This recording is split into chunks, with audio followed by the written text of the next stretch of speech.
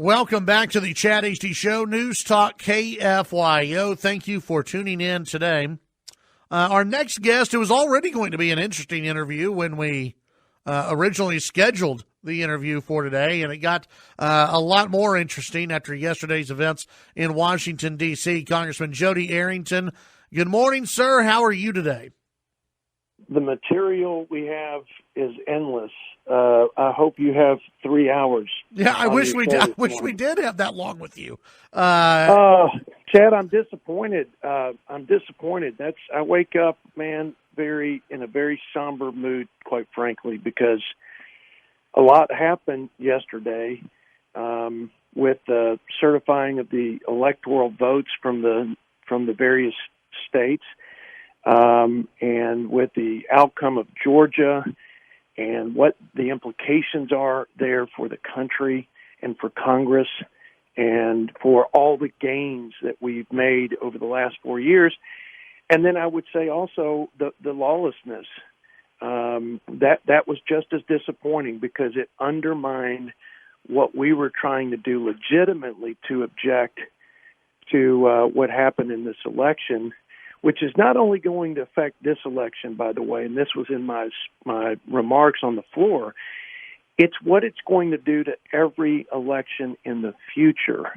And there are lots of irregularities and allegations of various things. My chief concern is that a number of states operated outside of the bounds of the Constitution. Our first principle is you abide by the highest law that governs this country, and Article 2 is as clear and as plain as anything in the Constitution.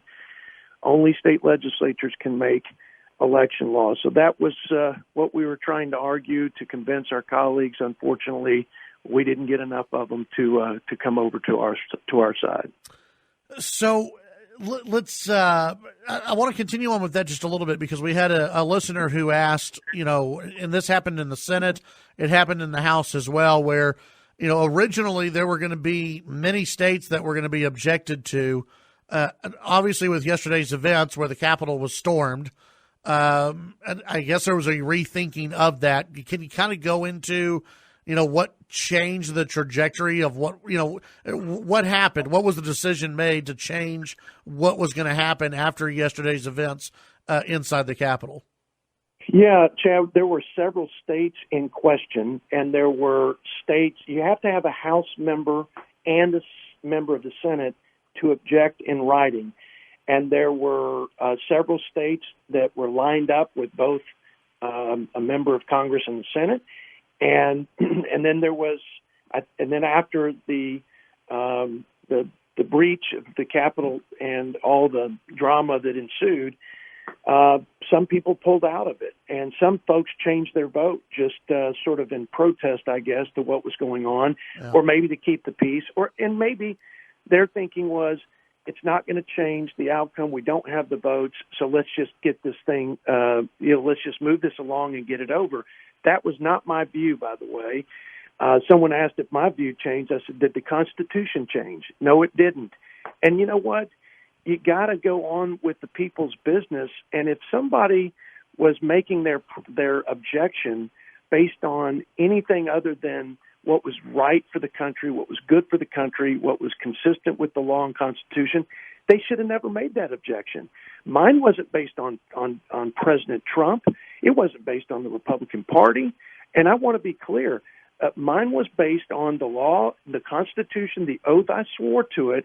So I was undeterred, but unfortunately, all we had was Arizona and Pennsylvania. But those are representative of a number of states that had the same problem.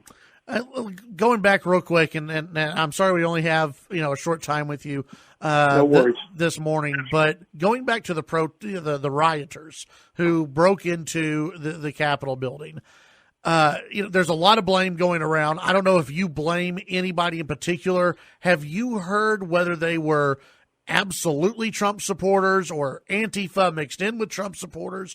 Does it matter at this point who they were? Not to me. Violence is violence. Lawlessness is lawlessness. But And so I condemn it all. I'm not, I just like everybody else probably who's listening, I get so frustrated with the hypocrisy on the left.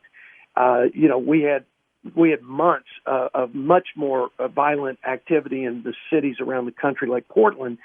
But and unfortunately, somebody lost their life yesterday. It wasn't a law enforcement officer; it was one of the protesters. It doesn't matter; it was a lost life.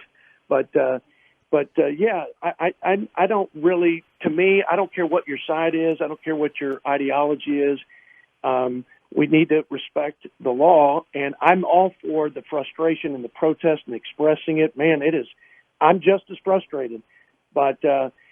Like I said, it really undermines what we're trying to do, and we just feed the liberal media what they're just dying for, which is something to run with to try to convince people that this is all Donald Trump's fault or even my fault for objecting yesterday, which is just unbelievable because Democrats objected in 2016, they objected in 2004. Pelosi said this was democracy at work.